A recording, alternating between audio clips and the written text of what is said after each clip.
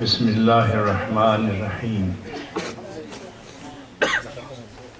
ان اللہ مع الذین اتقوا والذین هم محسنون صدق اللہ مولانا العظیم ان اللہ وملائکتہ یصلون علی النبی یا ایہا الذین آمنوا صلوا علیہ وسلموا تسلیما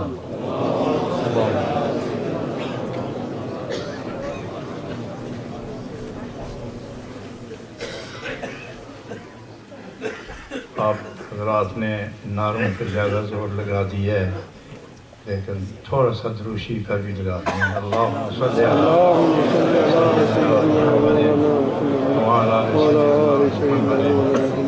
وبارک وسلم وصلی علیہ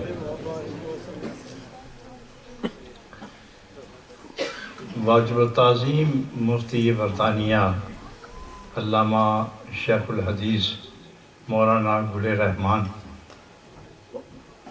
اور جناب صاحبزادہ پیر طیب الرحمان اور مولانا زبان اہل سنت نصیر اللہ صاحب، جمیع علماء کرام، سب علماء کرام اور آپ سب معززین حاضرین، جس قدر بھی یہاں تشریف فرما ہیں علماء کرام، واعظین، ناصحین، متکلمین اور بر وقت ہر ایک کے احساس کی ترجمانی کرنے والے جاذب نظر خطیب، میں انتہائی ادب و احترام سے سب کے لیے دعا گو ہوں اور سب کی دعا کا خود بھی متمنی ہوں۔ علامہ افغانی صاحب نے یہ حسین پاک باز نوجوان، یہ نفیس سنجیدہ عادت اور ہماگیر دل نشین خصلت کا مالک، علم سے گزر کر عمل میں اور عمل سے گزر کر اخلاص کی وادی میں اتر جانے والا یہ راہبر، اللہ انہیں سلامت سرخرو رکھے اور ہمیشہ باآبرو رکھے۔ آپ جتنے حضرات ہیں، تمام کے تمام، جہاں جہاں سے بھی آپ تشریف لائے ہیں اور اس مسجد میں آپ تشریف فرمائے، رونق افروز ہیں، زینت محفل ہیں، آپ سب کے احساسات نفیس ہیں، عزائم پاکیزہ ہیں اور آنے بیٹھنے اور وقت گزارنے کی جو نیت ہے وہ اس کا تعلق آپ کے جسم سے نہیں ہے، آپ کی روح سے ہے، اور روح کا تعلق بارگاہ مدنی سے ہے۔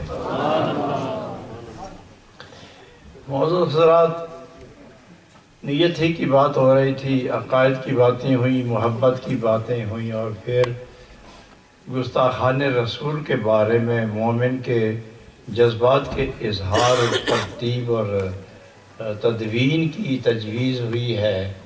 یہ اپنی جگہ بہت موزون اور معتبر ہے۔ جس آیہ کریمہ کو میں نے زیب عنوان بنایا اس پر توجہ فرمائیں۔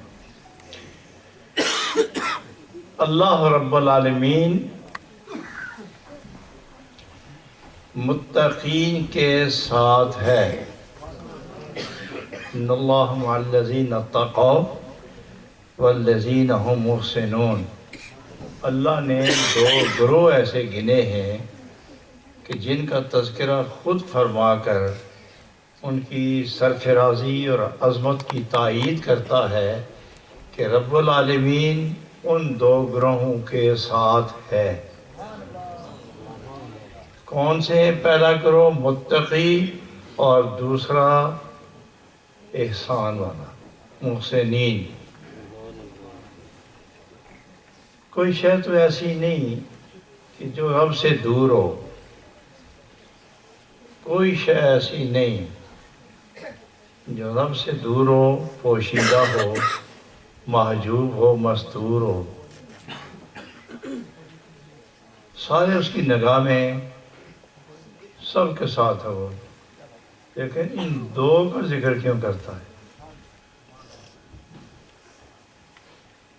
کہ میں وہ اللہ رب العالمین کی ذات متقین کے ساتھ ہے اور محسنین کے ساتھ ہے، کیا باقی لوگوں کے ساتھ نہیں؟ تو تحقیق کے بعد علماء مفسرین نے جو تحقیق کی ہے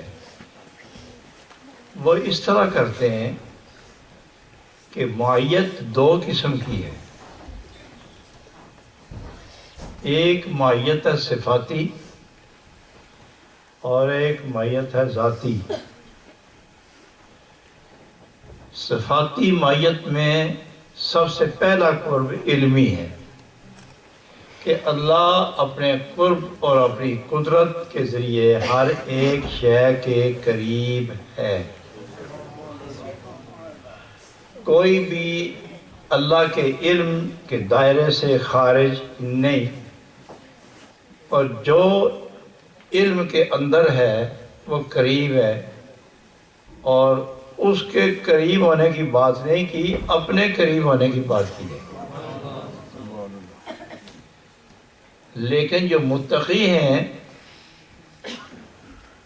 ان اتقاء والے اور یہ محسنین، ان کے لیے حکم ہے کہ میں تمہارے ساتھ ہوں۔ آگے جا کے ایک اور بات ارشاد فرماتا ہے کہ ان اللہ مع الصابرین، اللہ تعالیٰ صبر والوں کے ساتھ ہے۔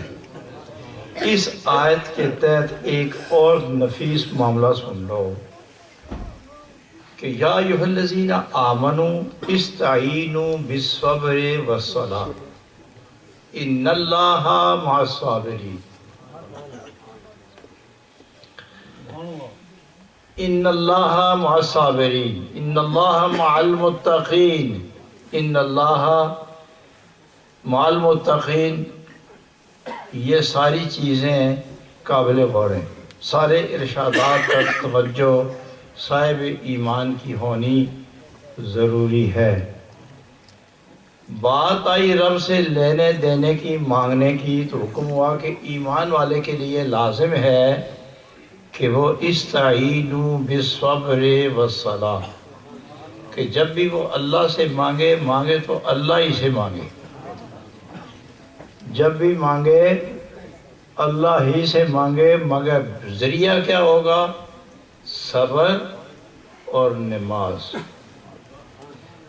یہ دو چیزیں اللہ کے قریب رکھتی ہیں، اور کچھ مانگنا ہو تو ان دو کے ذریعے ہی مانگو۔ معلوم ہے کہ دیتا بھی وہ ہے اور مانگنے کا دستور بھی وہ خود بتاتا ہے، اور دینے کا وقت وہ بتایا نہیں لیکن مقرر ہے۔ تم مانگو، مجھ سے مانگو، مجھ سے مانگو، مگر نماز اور صبر۔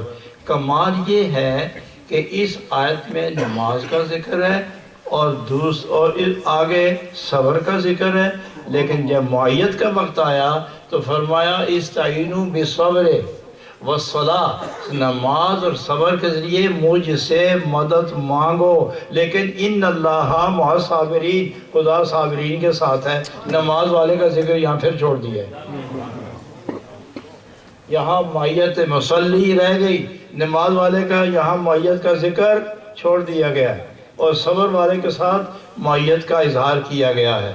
وہاں ان اللہ مع الذین اتقوا والذین هم محسنون، اللہ متقی کے ساتھ ہے اور پھر جو محسن ہیں۔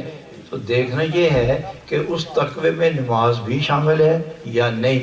تقوی میں جب نماز شامل ہے تو استعینوا بالصبر والصلاۃ میں جب معیت کی باری آئی تو نماز چھوڑ دی اور صبر کو ذکر کر دیا۔ کیا حکمت کیا ہے اس میں؟ حکمت کیا ہے؟ معزز حاضرین، یہ بڑا خوبصورت اجتماع ہے، اور یہ چونکہ دانش مندوں کے چند افراد بھی پوری ملت پر غالب ہو جاتے ہیں، علم بھی ہو، سمجھ بھی ہو، دانائی بھی ہو، اور اس کے بعد آشنائی بھی ہو، تو بات سمجھنے میں اور پھر وہی بات دوسروں کو سمجھانے میں دیر نہیں لگتی۔ تو میری باتیں یاد رکھنا میں بہت تھوڑا وقت لوں گا، کافی ٹائم ہو گیا ہے، تقریباً اس گھڑی پر میری پاس جو ہے یہ 10:30 ہیں، اور اللہ جانے آپ کی گھڑیاں کیا بتا رہی ہوں گی۔ گھڑی تو ہر ایک کی اپنی اپنی ہے، میری گھڑی صرف میرے لیے ہے، یہ آپ کو فائدہ نہیں دے سکتی۔ آپ کی گھڑی صرف آپ کے لیے ہے، آپ کو فائدہ نہیں دے سکتی۔ باپ کی گھڑی باپ کے لیے، بیٹے کو فائدہ نہیں، چونکہ باپ اپنی گھڑی کا ذمہ دار ہے، اور بیٹا اپنی گھڑی، یہ لوہے کی گھڑی نہیں، وہ گھڑی جس کے اندر وقت چکر کاٹتا ہے۔ سبحان اللہ۔ وہ گھڑیاں اپنی اپنی گھڑیاں ہیں، آتے وقت بھی جدا جدا، جاتے وقت بھی جدا جدا، اور حساب دیتے وقت بھی جدا جدا۔ سبحان اللہ۔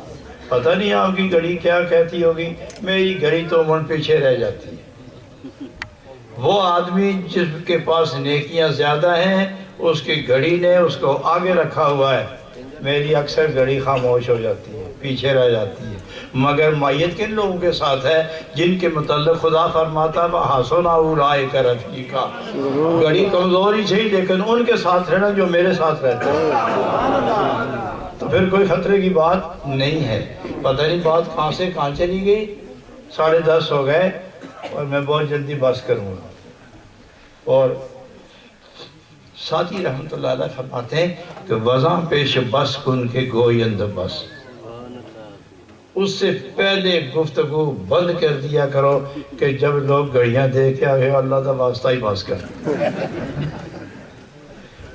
تو میں ایسا نہیں کروں گا۔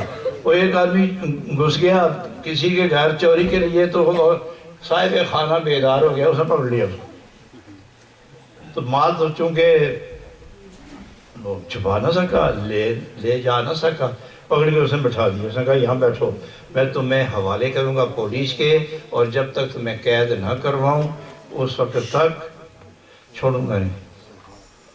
تو اس نے الماری کھول کے ایک کتاب نکالی، اس نے کہا 2 باتیں، یا ایک کتاب میں پڑھوں گا تو ساری سن، تو یا جیل کے لیے تیار ہو جاؤ۔ اس نے کہا نہیں کتاب ٹھیک ہے، جیل نہیں جاؤں گا۔ وہ پڑھنا شروع ہو گیا، 10 بجے اس نے شروع کی، 3 بج گئے، ابھی چوتھا ایسا بھی مکمل نہیں ہوا تھا، تو تنگ پڑ گیا، تو اس نے کہا یار اتنے کتاب رہنے دے، میں انہوں نے جیل بھی چلے جاؤں۔ تو میں یہ کوشش کروں گا کہ آپ کو جیل نہ لے جاؤں، کتاب ختم کروں جلدی جلدی۔ لیکن مومن کا جیل میں رہنا یہ تو ازلی فیصلہ ہے۔ مومن آزاد کر ہوا، مومن تو ہے ہی قید ہے، لیکن کوئی زلف رسول کا قید ہے، کوئی نگاہ رسول کا قید ہے، کوئی خیال رسول کا قید ہے، کوئی عشق رسول کا قید ہے، قید در قید ہے، اور وہی قید ایسی آزادی ہے کہ جنت بھی اس کو سلام کرتی ہے۔ مختصر کروں گا، اللہ نے فرمایا استعینوا بالصبر والصلاۃ، یہ 2-3 آیتیں میں نے پڑھی ہیں، نتیجہ ایک دفعہ عرض کر دوں گا۔ استعینوا، مدد طلب کرو مجھ سے، مگر نماز کے ذریعے اور صبر کے ذریعے۔ صبر کرو، نماز پڑھو، اس لیے کہ میں صبر والوں کے ساتھ ہوں۔ حضرات یہ کون سا صبر ہے کہ جس صبر پر رب مور لگا رہا ہے کہ میں صابرین کے ساتھ ہوں، وہ کون سا صبر ہے؟ بہت صبر گنوائے، الصبر اللہ، الصبر من اللہ، الصبر للہ، الصبر فی اللہ، اور ایک صبر کفر ہے جس کو کہتے ہیں الصبر عن اللہ، اس کو فقہاء نے کفر لکھا ہے۔ اور ایک صبر اور ہے کہ جس پر معیت ملتی ہے بندے کو خدا سے، اور خدا پیار کرتا ہے بندے کے ساتھ، یہ ایک صبر ہے۔ اور نماز کے ذریعے مدد مانگو، تو آپ جتنی دفعہ نفل پڑھ کے، نمازیں پڑھ کے مدد تو مانگتے ہی ہیں، کس کس کی مراد ہوئی؟ کیا آپ بے صبر لوگ ہیں؟ کیا آپ صبر نہیں جانتے؟ کیا آپ لوگوں نے آج تک معاملات پر صبر نہیں کیا؟ تو اس صبر کے بعد جو دعا مانگی قبول ہو گئی؟ کیا آپ اللہ کی معیت کے اس اعلیٰ درجے پر فائز ہو گئے؟ معیت ربانی کی عظمت میسر آ گئی؟ نہیں۔ پھر وہ کون سا صبر ہے؟ تو کون سی نماز ہے؟ اصل میں لفظ صلاۃ کا جو معنی ہے نا، آپ پڑھے لکھے لوگ ہیں، دو کو تو پڑھ کے دیکھو، اس کا جو اصل مفہوم اور معنی ہے وہ ہے ملنا۔ صلاۃ کا اصل معنی کیا ہے؟ ملنا، قریب ہو جانا، اپنی حیثیت گم کر کے محبوب کی حیثیت میں گم ہو جانا اور اندر باہر سے اسی کا ہو جانا، اس کو صلاۃ کہتے ہیں۔ تو فرمایا جب بھی مدد مانگو تو نماز پڑھ کے، مگر ایسی نماز کہ تم نہ رہو، مجھ میں گم ہو جاؤ، پھر مانگو۔ آگے فرمایا لیکن شرط یہ ہے کہ اس دوران صبر کا مظاہرہ بھی کرنا ہے۔ تو وہ کون سا صبر ہے؟ اس صبر کو فقہائے متصوفین نے جو بیان کیا وہ یہ ہے، یہ صبر بندے اور خدا کے درمیان ایک تعلق ہے۔ یہ جس صبر میں معیت کا اعلان ہے، بندے اور خدا کے درمیان ایک تعلق ہے کہ جب بیماری آئے، دکھ آئے، اضطراب آئے، دشواری آئے تو صبر کر کے گزر جائے، مگر اس سے آگے ایک اور مرحلہ آئے کہ تنہا ہے، دروازہ بند ہے، گناہ سامنے موجود ہے، طبیعت مائل گناہ ہو رہی ہے اور گناہ قریب ہو رہا ہے، دونوں کے درمیان پردہ نہیں ہے، گناہ کہتا ہے میں اس کے ساتھ متصل ہو جاؤں اور بندہ کہتا ہے کہ میں اس گناہ کو اپنا کر لوں۔ یہ دونوں جب قریب ہوتے ہیں تو اچانک اس بندے کے دل میں تمام خیالات ختم ہونے کے بعد اپنے رب کی طرف خیال کرتا ہے کہ میں تو اپنے رب کا وہ بندہ ہوں کہ جو اس کے سامنے شرمندہ ہونے کے لیے تیار نہیں، لہذا صبر کر، اور صبر کہتے ہیں مطلق رک جانے کو۔ صبر کہتے ہیں مطلق رک جانے کو صبر کہتے ہیں۔ اس وقت وہ بندہ گناہ سے رک کر جب خدا کی طرف ہوتا ہے تو خدا کی طرف رجوع کرتے ہی اس کا سر سجدے میں جاتا ہے، تو ادھر نماز بھی پوری ہو گئی اور ادھر صبر بھی پورا ہو گیا۔ اب رب فرماتا ہے ان اللہ مع الصابرین۔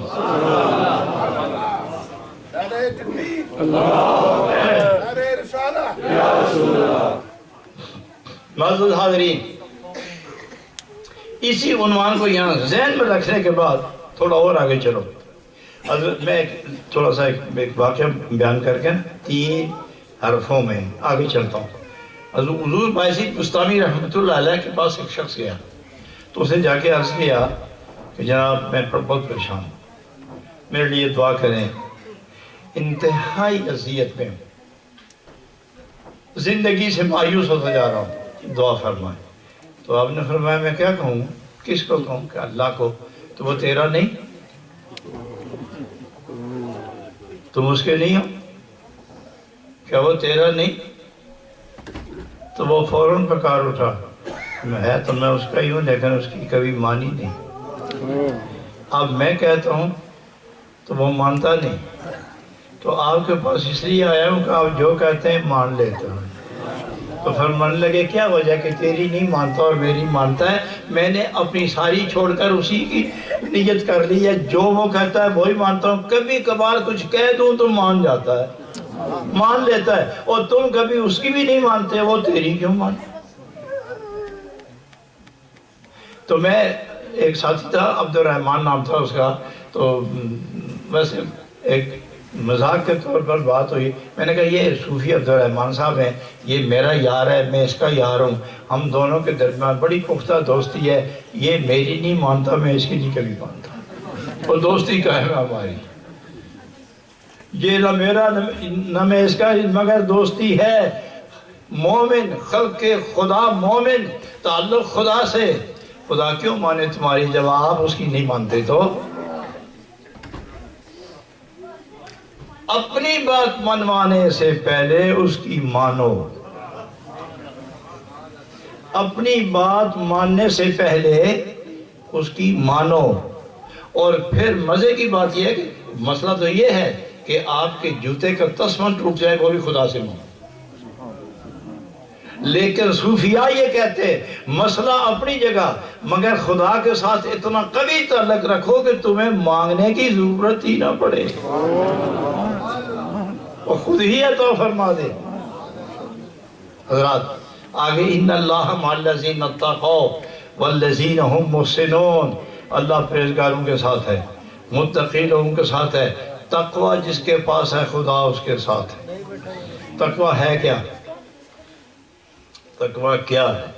فاروق اعظم رضی اللہ تعالی عنہ ارشاد فرماتے ہیں، سائل نے پوچھا تو آپ نے جواب ارشاد فرمایا کہ جھاڑیاں ہوں کسی میدان میں اور اس کے بیچ سے گزرنا ہو تو آدمی کپڑے کھلے نہیں چھوڑتا، ڈھیلے نہیں چھوڑتا، لپیٹ سمیٹ کے گزرتا ہے تاکہ جھاڑیاں اس کو پکڑ نہ لیں۔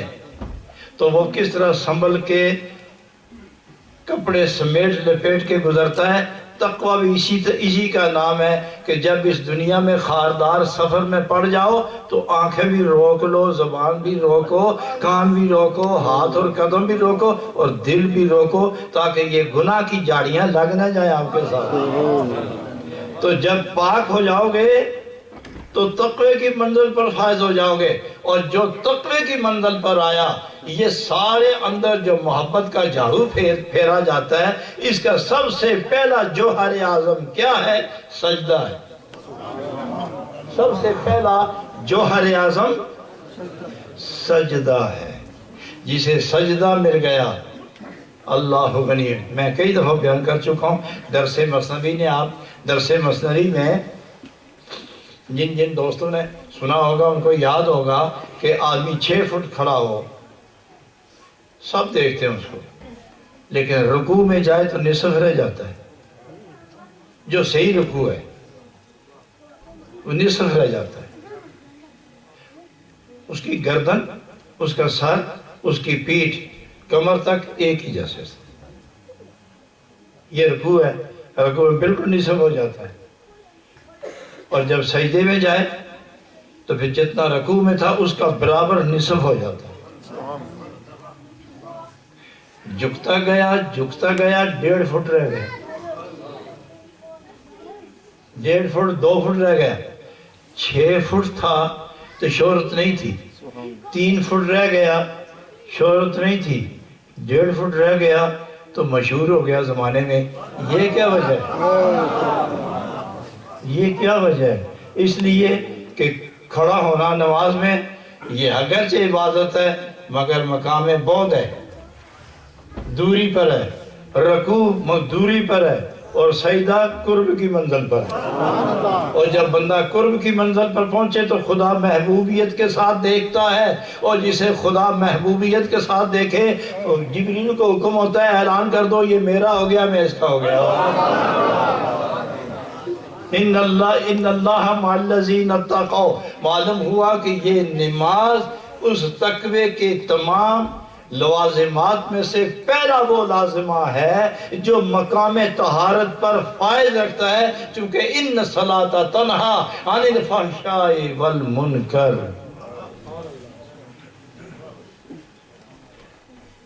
مجھے ایک صاحب کہنے لگے، صوفی صاحب تھے، کہنے لگے یہ لکھا ہے ان الصلاۃ تنہی، کہ جو نمازی ہو جائے نماز اس کو تنہا کر دیتی ہے، کلا ہو جاندے۔ آپ سمجھے، یہ اس کا ترجمہ تھا کہ حضرت یہ کیا مطلب ہے کہ جو لوگ نمازی ہیں وہ تنہا ہو جاتے ہیں؟ میں کہتا تنہا ہو کے کرتے کہ آگے ہی پڑھنا، تو پھر تمام اس باتی چیزیں تنہا پھر اگر فحشاء ہے، نہ تنہائی گئی نہ فحش کلامی گئی، ہے نمازی۔ حقیقت کیا ہے؟ نماز تقوی کی بنیاد ہے، اور ہے کس کے لیے؟ عشاء پڑھ چکے ہیں آپ ماشاءاللہ، 4 رکعات نماز فرض عشاء، اے اللہ تیرے واسطے۔ اچھا یار یہ بھی عجیب بات کہلائی، نیتیں 2 قسم کی ہیں۔ میں نیت کرتا ہوں اس نماز کی واسطے اللہ تعالیٰ کے 4 رکعات، اللہ اکبر، ایک یہ، اور دوسری نیت کیا ہے؟ میں نیت کرتا ہوں 4 رکعت عشاء کی نماز کی، اے اللہ تیرے لیے۔ صوفیاء فرماتے ہیں کہ صیغہ غیب استعمال کر کے نیت کرنے والے کے اندر فطور نہیں جاتا، اور اس کی نام پر نام، اس کا نام لے کر نماز شروع کر دیا جائے تو وہ نماز اسی کی ہو جاتی ہے، برے خیال اندر نہیں آتے۔ اللہ اکبر۔ میں بہت جلدی ختم کروں گا انشاءاللہ، بہت جلدی۔ کم از کم کتنی دیر لگنی چاہیے؟ 20 منٹ کافی ہیں؟ اور جی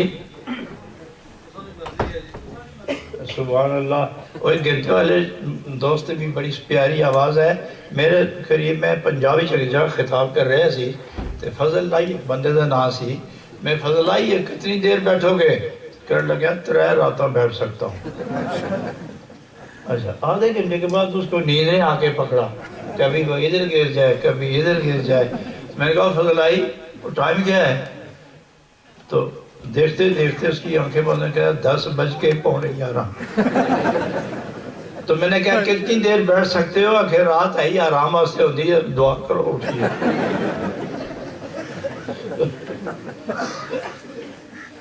مگر میں اختصار، چونکہ سنا ہے قابلین سے کہ غذا مرغن ہو تو تھوڑی کھاؤ، غذا مرغن ہو تھوڑی کھاؤ تاکہ معدہ اسے قبول کرے، مگر ہر قسم کے مزاج کے معدے اپنے اپنے، اللہ نے ہر ایک کے لیے جدا جدا غذائیں مقرر رکھی ہیں۔ الغرض نماز یہ تقوی کا پہلا قدم ہے، تقوی کا پہلا زینہ ہے، تقوی کی پہلی منزل ہے نماز۔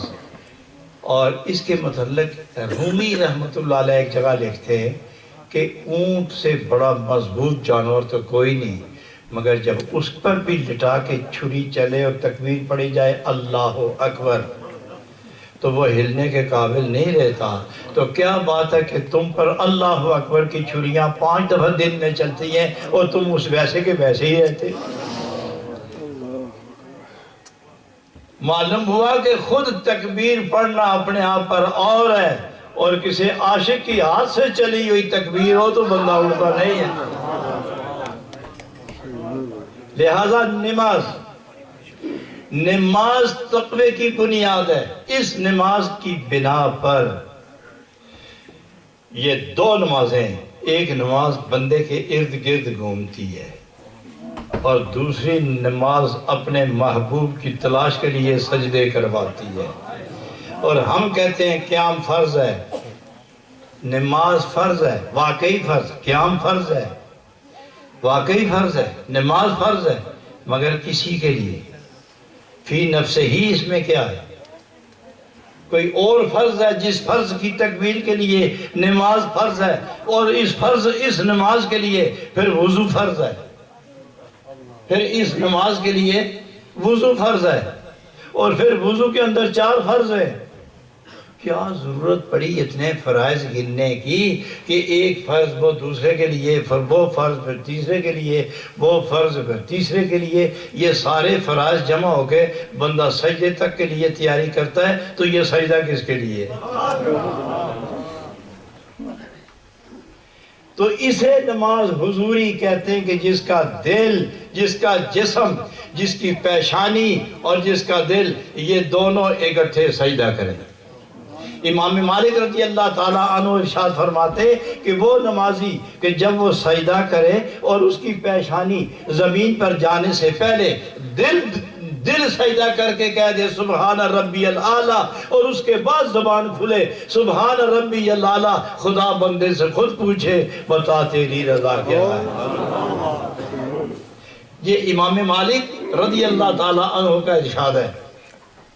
تو یہ ہے تقوی۔ اور جب تقوی مکمل ہو جائے تو پھر ہاتھ پاک ہو گئے، اور ہاتھ خود پاک نہیں ہوتے، چونکہ اس کا ریموٹ کنٹرول کسی کے پاس ہے۔ یہ جو پورا ڈھانچہ ہے نا آپ کا، یہ پورا ڈھانچہ یہ تابع ہے دل کے، تو دل دو ہاتھوں میں ہے، یا فرشتے کے پاس ہوگا یا شیطان کے پاس ہوگا۔ تو اگر شیطان کے پاس ہے جتنی نمازیں مرضی پڑھو کچھ نہیں ہوتا، لیکن اگر پاک ہو گئے ایک دفعہ توحید کا جلوہ اندر اتر آئے، شیطان نکل گیا، پھر وہ ریموٹ کنٹرول وہ فرشتے کے پاس آتا ہے۔ فرشتہ ذکر سے غافل نہیں ہوتا، نمازی بھی ذکر سے غافل نہیں ہوتا۔ یہ نماز حضوری دائمی ہے۔ اس نماز حضور پر جب تقوی مکمل ہو گیا تو جسم و جان، تن و من، ظاہر و باطن پاک ہو گئے۔ خدا ازلی پاک ہے، ابدی پاک ہے، اور بندہ اس کے اندر کثافت ہے، اس کے اندر میل کچیل ہے، اس کے اندر بغاوت ہے، اس کے اندر شرارت ہے، اس کے اندر رعونت ہے، اس کے اندر غرور ہے، اس کے اندر شرور ہے، اس کے اندر فتنہ ہے، اس کے اندر شیطانی دفینہ ہے۔ اس سب کو ختم کرنے کے لیے ایک اور قوت کی ضرورت ہے۔ اور جناب رومی فرماتے ہیں کہ لوح اس کو پاک کرنا ہو تو ریگ مار سے نہیں ہوتا، اس کو 200 سال پانی میں رکھو اور تمام کیمیکل استعمال کرو، صاف نہیں ہوتا۔ اس کو صاف کرنا ہو تو آگ میں ڈالو، اس کو پگھلاؤ، پگھل کے جب باہر آئے گا خالص رہ جائے گا، اور اس کے بعد وہ سفیدی اختیار کر جائے گا، میل نکل جائے گی۔ اے بندے، تو بھی اگر پاک ہونا چاہتا ہے تو اس طرح تو خالی چار فرض وضو کے پورے کر کے تو پاک نہیں ہو سکتا، جب تک تو بھی نہ جلایا جائے، جب تک تجھے نہ کوئی جلائے تو بھی پاک نہیں ہوتا۔ تو تمہیں جلانے کے لیے لکڑی کی آگ نہیں چاہیے، گیس نہیں چاہیے، نہ کوئی اور چاہیے، تمہیں جلانے کے لیے عشق مصطفیٰ چاہیے۔ جس کو نبی کے عشق نے جلایا پاک ہو گیا۔ اور جب یہ پاک ہونے کے بعد سجدہ کرے اس ذات کے سامنے جو ازلی ابدی پاک ہے، تو یہ پاکیزگی قریب لے آتی ہے، اور جب پاکیزگی قریب لے آئی تو میل کچیل ختم ہوئی تو آواز آتی ہے ان اللہ مع الذین اتقوا، جو پاک ہو گئے خدا ان کے ساتھ ہے۔ اور آگے جا کے ارشاد فرمایا والذین هم محسنون۔ محسنون کے بہت ترجمے ہیں، احسان کے بڑے ترجمے ہیں، احسان کے بہت ترجمے۔ متصوفین کچھ اور کہتے ہیں، اور اہل کتاب جو کتب بینی کرتے ہیں ان کا کچھ اور رنگ ہے، جو فنا ہو چکے ہیں ان کا اور بیان ہے، جو منزل بقا پر ہیں ان کا اور رنگ ہے، جن کی دل کی آنکھیں کھل گئیں وہ اور کچھ کہتے ہیں، جو سر کی آنکھوں سے عبارت پڑھتے ہیں کاغذ پر لکھی ہوئی ان کا بیان اور ہے۔ لیکن بہر کیف اتنا ہے کہ جس آدمی کے وجود پر نیکیاں غالب ہو جائیں اور خود کو رب کے سامنے رکھے، اور اس وقت خوف و رجا کی منزل سے آگے نکل کر حضور خدا بندی میں استقرار مل جائے، یہ مقام احسان ہے۔ اور کاملین یہ فرماتے ہیں کہ نماز میں اور نماز کے علاوہ قرب خدا بندی اتنا میسر آئے کہ تو اپنے رب کے نظارے کر سکے، اور اگر نہیں تو کم از کم یقین کے اس دروازے پر کھڑا ہو جا جہاں سے تمہیں یقین ہو کہ میرا رب میرے قریب ہے، مجھے دیکھ رہا ہے۔ حضرات گرامی، جب یہ منزل مل جائے تو مومن صاحب تقوی ہے، مومن ایمان میں کامل ہے، مومن کا تعلق خدا سے کامل ہے۔ آپ لوگ جو یہاں اس ملک میں تشریف لائے، اور کوئی امریکہ میں گیا، کوئی یورپ میں گیا، کوئی عربستان میں گیا، کوئی کہاں گیا، گھر بھول گیا، حضرات آپ کو یہاں 40 سال 50 سال ہو گئے، کسی کو اس سے بھی زیادہ ہو گئے ہوں گے، اور اگر آپ سے کو پوچھے کہ آپ کہاں کے رہنے والے ہیں تو کیا کہو گے؟ ہم برطانوی ہیں، اور ہو برطانوی، یہی کہتے ہو پاکستانی ہیں۔ آپ کہاں کے رہنے والے ہیں؟ جی پاکستان کے۔ کس شہر کے رہنے والے؟ فلاں شہر کے۔ یہاں کتنا عرصہ ہو گیا؟ 60 سال ہو گئے۔ مکان ہے؟ جی۔ بچے ادھر ہی ہوئے، مکان ہے، گاڑیاں، کاروبار ہے، ادھر ہی ہے۔ واپس جاؤ گے؟ ارادہ تو کوئی نہیں۔ اور جو ویسے ہی وزیٹر آئے وہ بھی نہیں جاتا، اور جو آپ کو ملنے جائے، یہاں آپ کو ملنے آئے تو رات دن نماز پڑھتا ہے، اللہ انہیں نال ہی رکھی، لیکن جب اس سے پوچھو کہ جاؤ گے نہیں جائیں گے، کیوں؟ اتنے ہی رہنا ہے، تو ہیں کہاں کے؟ پاکستان کے، اور آپ جن کو 100 سال ہو گیا یہاں، اور آپ کے پوتے پڑ پوتے بھی یہاں ہی ہیں، تو آپ سے پوچھے کہاں کے رہنے والے؟ پاکستان کے، واپس جاؤ گے نہیں، تو ہیں کہاں کے؟ تو بینک بیلنس کدھر جا رہا ہے؟ ادھر جا رہا ہے، کچھ ادھر کچھ ادھر، ارے رہتے بھی ادھر، مرتے بھی ادھر، کھاتے بھی ادھر، پیتے بھی ادھر، اور نام کہاں کا لے رہے ہو؟ جہاں سے آئے ہیں۔ تو معلوم ہوا کہ بندہ جہاں سے آیا ہے چاہے جہاں بھی جائے وہ اپنی منزل نہیں بھول سکتا۔ پوچھو اپنے آپ سے آئے کہاں سے ہو؟ آئے کہاں سے ہو؟ تو جانا تو ادھر ہی ہے۔ ایسا کوئی دیکھا آپ نے کہ ہو راولپنڈی کا، میرپور کا، ہو سیالکوٹ کا، ہو فیصل آباد کا، اور ادھر سے واپس ڈیڈ باڈی جائے تو وہ جا کے مظفر آباد میں دفن ہو؟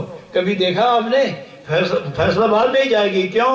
100 سال باہر ہی لیا، باہر ہی رہا، وہ کوئی شک نہیں، لیکن انجام اپنے ہی وطن میں۔ اے مومن تیرا وطن کون سا ہے؟ وہ قرب خدا بندی، وہ قرب خدا سے آئے ہو اور واپس وہیں جانا ہے۔ البتہ ایک دفعہ بڑی مزدار بات ہو رہی تھی، تو ویسے ہی چیٹ آئی میرے سامنے کہ میں غریب ہوں، میرے لیے دعا کریں کہ میں بچی کی شادی کرنی ہے تو اللہ اسباب پیدا کرے۔ تو مجھے وہ ایک لطیفہ فوراً بن گیا میرے سامنے۔ میں نے پوچھا ایک بات سنو، آپ امیر لوگ، متوسط لوگ اپنے بچے اور اپنی بچی کی جب شادی کرتے ہیں تو کتنا خرچ کرتے ہو؟ کسی نے 5 لاکھ بتایا، کسی نے 20 بتایا، کسی نے 25، کسی نے 30 لاکھ، خرچ تو ہے۔ میں نے کہا ایک بچی پر 20 لاکھ آپ خرچ کرتے، اور جب آپ کا لڑکا شادی کرے تو 20 لاکھ خرچ ہوتے ہیں۔ وہ شادیاں تو میرے بوڑھے بوڑھے ساتھیوں آپ نے بھی کر لی ہیں شادیاں، تو اگر آپ کو بھی دینا تو دوبارہ پڑے گا، تو جو ایک کے لیے 20 لاکھ خرچ کر رہا ہے تو وہ آگے 70 کے ساتھ نکاح کرنا پڑے گا۔ وہ خرچ دو گے کہ نہیں سمجھے؟ میرا خیال ہے کوئی سمجھے بھی ہوگے نہیں، تو آپ دوبارہ شادیاں کریں گے؟ کیا شرما گئے ہو؟ خدا خدا میں کروا سکتا تھی، چپ بیٹھے ہو۔ اللہ نے شادی آپ کی کروانی ہے نا، وہ نہیں شرماؤ، جنتا ہی کہو سی شادی نہیں کرو گے؟ ہر ایک نکاح میں کتنی آئیں گی؟ شکر ہے کوئی سمجھ آئی، 70، اور یہاں ایک کی شادی پر، نکاح پر کتنا خرچ ہوتا ہے؟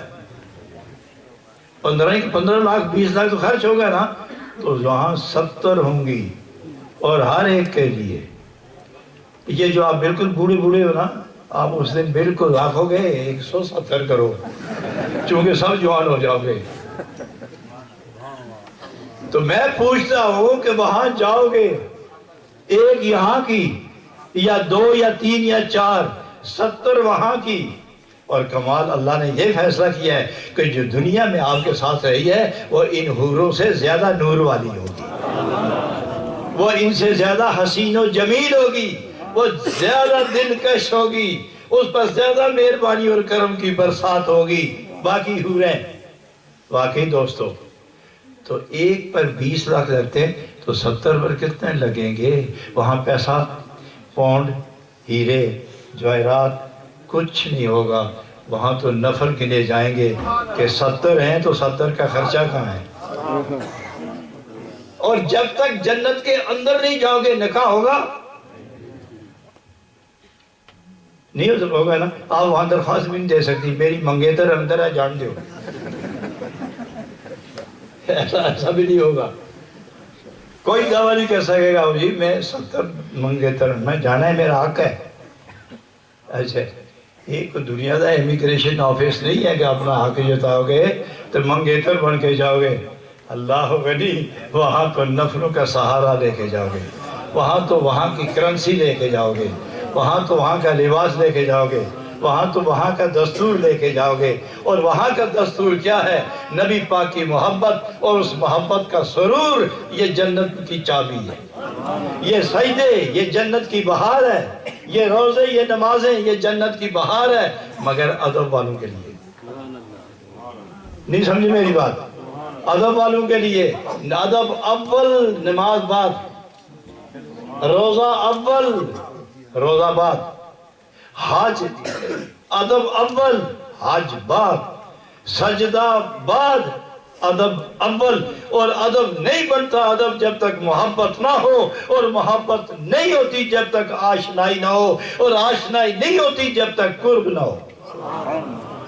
قرب ہو تو آشنائی ہے، آشنائی ہو تو خلوص ہے، خلوص ہو تو ادب ہے، ادب ہو تو بندگی ہے، بندگی ہو تو جنت کی چابی ہے۔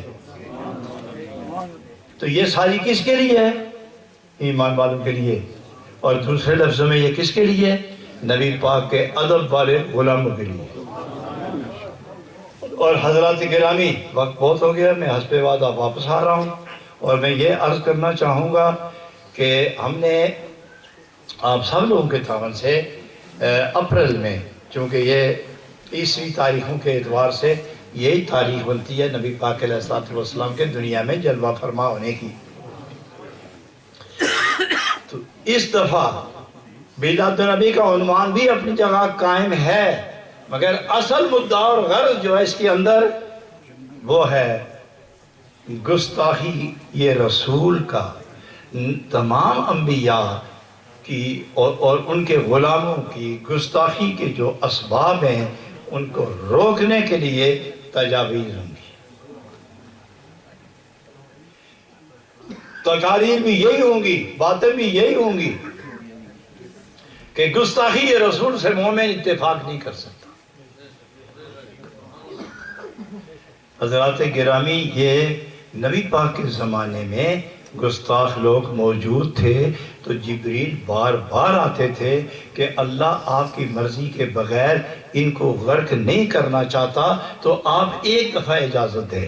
بلکہ صاف مورخین لکھتے کہ جبریل آئے، ایک فرشتہ ساتھ لے کے آئے، تو عرض کیا حضور یہ فرشتہ پہاڑوں پر مقرر کیا گیا ہے، یہ پہاڑ اٹھا کے پھینکنے والا ہے، تو آپ اجازت دیں میں اسی لیے ساتھ لایا ہوں تاکہ یہ اٹھا کے پہاڑ آپ کے گستاخوں پر گرا دے۔ تو نبی پاک فرماتے ہیں آپ کو یہ نظر آ رہے ہیں مگر مجھے ان کی اولاد میں مومن بھی نظر آتے ہیں، اور اگر یہ تقاضا سامنے نہ ہو تو رب نے مجھ میرے سر پہ جو تاج رکھا ہے اس تاج کا نام ہے رحمت للعالمین۔ حضرات گرامی، یہ نبی پاک علیہ السلام کی رحمت کا تقاضا ہے کہ گستاخ گستاخی کر کے بھی بچتے، اور خدا تو اللہ کتنا عرصہ منافق نبی پاک کی توہین کرتے رہے مدینہ منورہ میں، کتنا عرصہ، اور نبی پاک پردہ ڈالتے رہے۔ ایک دن وہی آ گئی، اے میرے محبوب کب تک پردہ ڈالو گے؟ اب میں نہیں برداشت کرتا، میں نہیں برداشت کرتا۔ آپ رحمت للعالمین کی تقاضا پورا کر رہے ہیں اور میں اپنے محبوب کی عزت کی حفاظت کا ذمہ دار ہوں، لہذا آج ہی سے ان کو نکالو، آج ہی سے نکالو۔ اور نبی پاک نے کتنا عرصہ جانتے کہ یہ منافق ہیں لیکن نہیں چھیڑا۔ آخر جب رب نے فرمایا کہ میرا محبوب تو اقرار کرے گا ہی نہیں، اور وہ تو یہی بھی چاہتے ہیں کہ ان کو میں جنت ساتھ لے جاؤں، اور اے جنت جو گئے، میں راول پنڈی میں تھا نا یار، بڑی مزدار بات کرنے لگا ہوں، تو وہاں جس محلے میں تھا اس محلے کے خطیب امام دین کے ایسا کوئی نام تھا اس کا، وہ آئے تو ان کے ساتھ 10-12 آدمی تھے، وہ 12 آدمی 12 کے 12 ہی بول پڑے کہ جناب مولوی صاحب نے آج عصر کی نماز بے وضو پڑھائی ہے۔ تو میں کہا تو سن پڑھی پیچھے کہ ہاتھ بندے سے کیا کری ہے؟ تو میں کہا کیا پتا ہے آپ کو؟ کہ اتنے بھائی جگہ تھی وضو توڑنے کی، انہوں نے وضو توڑا تو باہر آگے وضو نہیں کیا، یاد رہی کوئی نہیں، آزان ہوئی تو آگے کھڑے ہو گئے۔ تو میں نے کہا پھر آپ بولے کیوں نہیں؟ جی امام مسجد سے کوئی خیال کرنا ہی پہنتا سی۔ میں کہا مولانا آپ نے ایسا کیوں کیا؟ تو مولوی صاحب ہنس پڑے۔ مجھے کوئی ان کی یہ ادا اچھی نہ لگی کہ ایک تو بے نماز نماز پڑھا کے آپ بے وضو تو پھر ہنسدا بھی ہے. مولانا یہ کیا کرتے ہیں آپ؟ تو میں نے کہا تو سارے ذرا غور نہ دیکھو تو صحیح. اس قابل ہے کہ میں وضو کر کے نماز پڑھا. تو سارے چپ ہو گئے. تو خیر بات مسئلہ تو ختم ہو گیا، وہ چلے گئے. لیکن میں پوچھتا ہوں منافق اس قابل تھے کہ انہیں مسجد نبی میں چھوڑا جاتا؟ لیکن نبی پاک پردہ ڈالتے رہے. خدا نے فرمایا آپ نہیں نکالو، قیامت تک کے لیے رسوائی. اور ان المنافقین فی الدرک الاسفل من النار، سب سے برا ٹھکانہ ان کا ہوگا. تو یہ آج بھی نبی پاک اسی طرح رحمت للعالمین ہیں، اور قیامت تک رحمت للعالمین، قیامت میں بھی رحمت للعالمین. جب تک آپ سب نبی پاک کا نام لینے والے جنت میں نہیں جائیں گے، رحمت مصطفیٰ کا اثر مار رہے گی. لیکن ایک منافق یا ایک یہودی منافق، ایک صحابی کے ساتھ اس کا جھگڑا ہو گیا. نبی پاک نے صحابی کے حق میں فیصلہ کیا. اس نے کہا میں نہیں مانتا. وہ باہر نکل گیا. اس کو کہا حضرت عمر کے پاس چلتے. تو وہ کہنے لگا نبی پاک کا فیصلہ تھا، حضرت عمر کیا کریں گے؟ یعنی بس ان سے فیصلہ کرواتے ہیں. چلو پھر چلتے ہیں. دونوں بیٹھے تو فاروق اعظم رضی اللہ عنہ پوچھا کیسے آنا ہوا؟ تو وہ شخص بولا منافق کہ یہ شخص اور میں ایک معاملے پر ہمارا مقدمہ ہے، الجھن میں پھنس گئے. دلائل اس نے بھی دیے، دلائل میں نے بھی دیے، اور پیغمبر اعظم صلی اللہ علیہ وسلم کے حضور حاضر ہوئے، انہوں نے اس کے حق میں فیصلہ کر دیا. تو آپ نے فرمایا کہ تجھے قبول نہیں؟ جی نہیں قبول نہیں. اچھا میں پھر فتاویٰ لے آتا ہوں. سر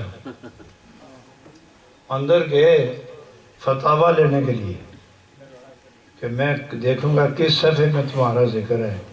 اندر گئے تو وہ تلوار جو کفر اسلام کو جدا کرتی ہے لے کے باہر آ گیا. فرمایا فتاویٰ مل گیا مجھے. تم نے انکار کیا کہ نبی کا فیصلہ غلط ہے؟ جو میرے نبی کے فیصلے کو غلط کہے اس کو میری تلوار پڑھانا جانتی ہے. ایک ہی بات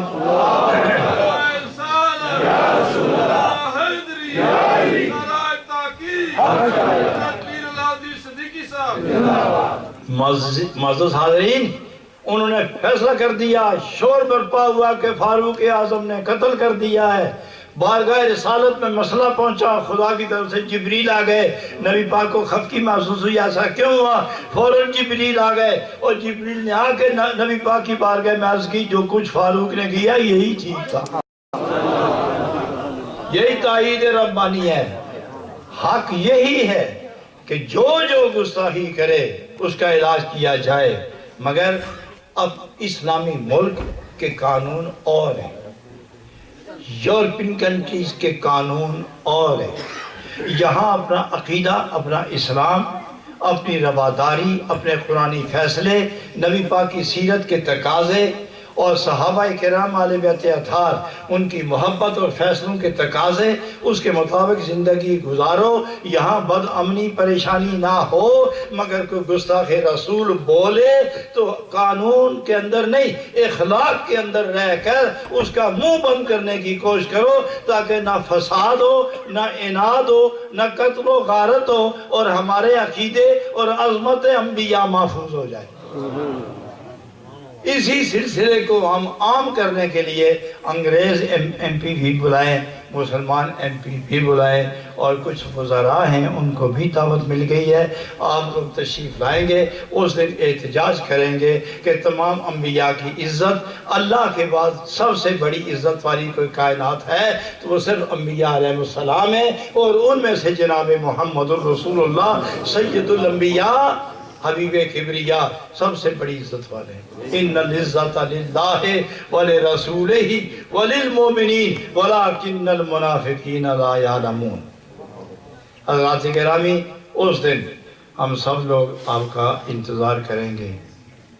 اور آپ سب نے تشریف فرما ہونا ہوگا وہیں انشاءاللہ جلدی 2-3 گھنٹے کی محفل ہوگی، کھانا پیش کریں گے یہی علماء، کھانا بھی پیش کریں گے، پانی بھی پیش کریں گے، اور میں تو صرف دعا کر کے رخصت کروں گا۔ میرا کام ہے دعا کر کے میدان خالی کرانا، اور علماء کا کام ہے بلا کے کھانا کھلانا۔ تو آپ سب تشریف لائیں، یہ نبی پاک کی عزت کا معاملہ ہے، یہ انبیاء کی آبرو کا معاملہ ہے، گو یہ ذمہ داری خدا کی ہے، لیکن ہمارے ایمان کی استقامت اور حفاظت اسی میں ہے کہ ہم بفرمان خدا انبیاء کی عزت پر اپنا آپ سامنے کرتے ہیں۔ لہٰذا ہم نے بڑے تدبر کے ساتھ کام کرنا ہے تاکہ آپ لوگ مستقبل میں یہاں بیٹھے، آپ سب لوگ آئے تو بظاہر روٹی کے لیے ہی ہیں، لیکن دراصل مومن جہاں گیا تو تاجر بن کے گیا، ملازم بن کے گیا، سفیر بن کے گیا، وہاں رہ کر اس نے دین کا کام کیا ہے۔ آپ سب نبی اللہ کے فقیر ہیں اور نبی پاک کی بارگاہ کے سفیر ہیں، جہاں جاؤ نبی پاک کے دین کی سفارت کا حق ادا کرتے جاؤ۔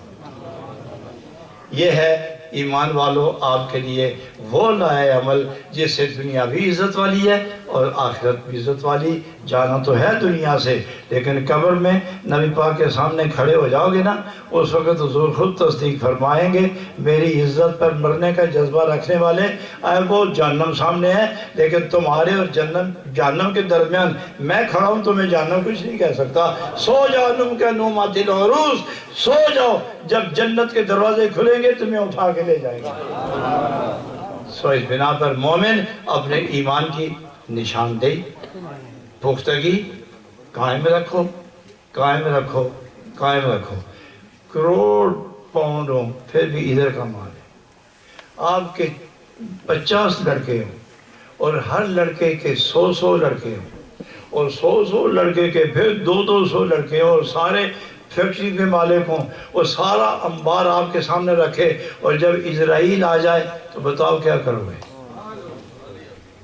اور وہ سارا خاندان، ساری قوم، سارا وطن، سارا شہر، کروڑوں کے نہیں، اربوں نہیں، کھربوں ڈالر اکٹھے اور منو سونا، کئی ٹن سونا اکٹھا کر کے اسرائیل کے سامنے رکھا جائے کہ اپنے رب کو منواؤ کہ 5 یہ سب کچھ دے دو، 5 منٹ زندگی دے دو، مل جائے گی؟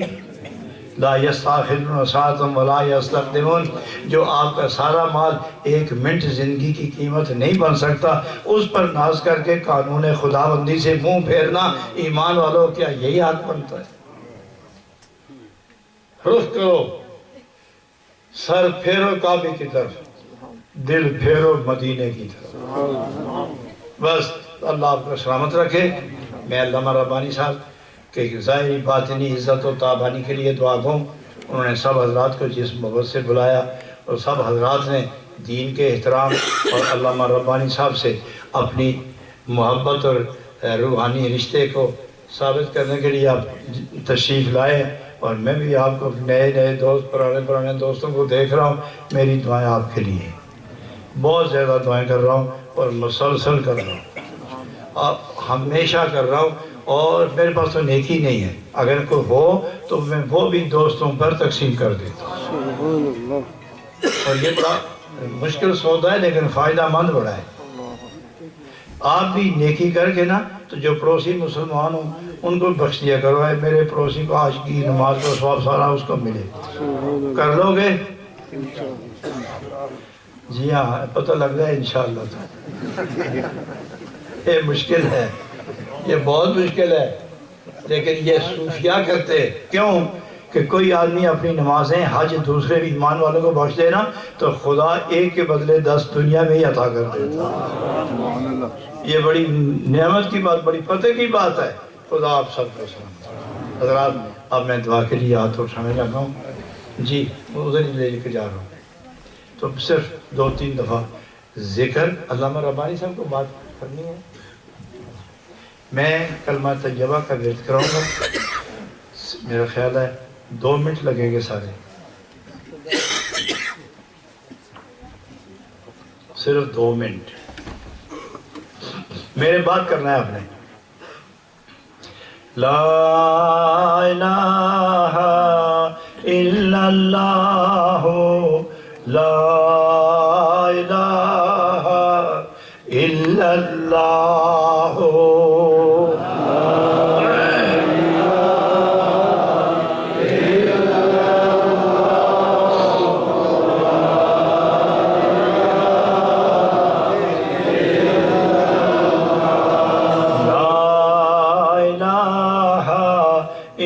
اللہ لا الہ الا اللہ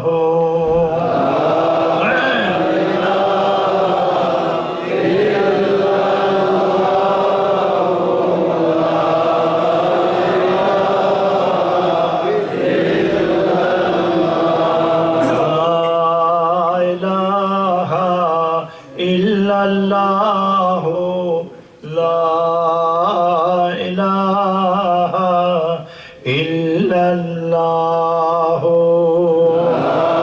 اللہ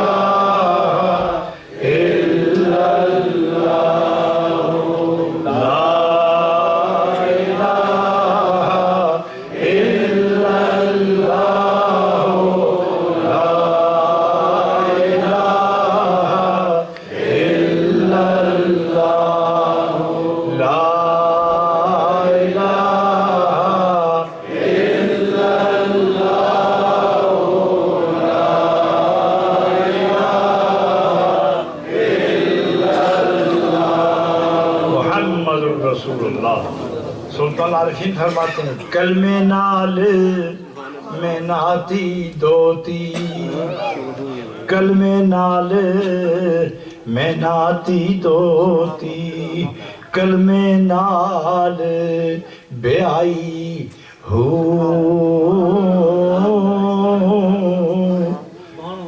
کلمے نال سہاگن ہوئی کلمے گور سوائی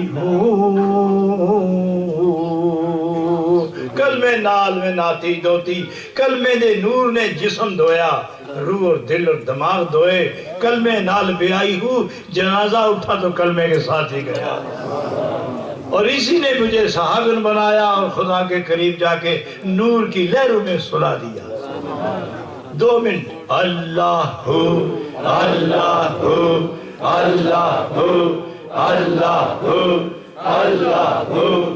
اللہ اللہ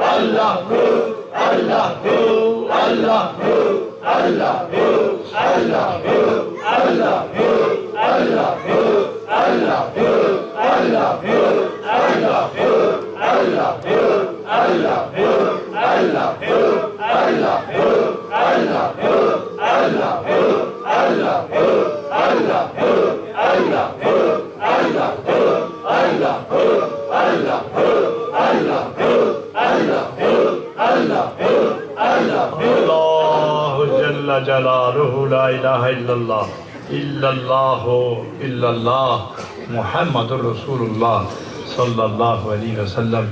इसी नूरानी कैफियत में अपने हाथों को एक साइल का कशकोल बनाकर कायनात के खालिक मालिक और दाता के हुजूर अर्ज़ करें। अल्लाह करीम ये तेरे बंदे, ये तेरे महबूब के ग़ुलाम, अल्लाह करीम इनके अक़ीदे, इनकी जानें, इनका ईमान, इनकी दुनिया, इनका दीन, इनका ज़ाहिर, इनका बातिन, इनकी दुनिया, इनकी आखिरत, इनकी कब्र हशर अल्लाह अपने नूर से मुनव्वर फरमा, इनकी उम्रें दराज फरमा, औलाद दर औलाद नेकियों का नूर तकसीम फरमा।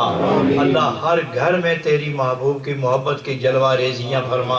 अल्लाह करीम हर घर में कुरान का सीना खोल दे। अल्लाह करीम हर घर में कुरान का चेहरा दिखा दे। अल्लाह हर मोमिन मर्द, मोमिन औरत की ज़बान पर तेरे महबूब का जिक्र जारी फरमा दे। अल्लाह करीम गुस्ताखों की गुस्ताखी ख़त्म करने के लिए जो हमारी एक आजिज़ाना इंतहाई मुख्तसर सी कोशिशें, इनमें पूरी कुव्वत डालकर हमारी आने वाली इस्लामी ज़िंदगी का तहफ़्फ़ुज़ फरमा।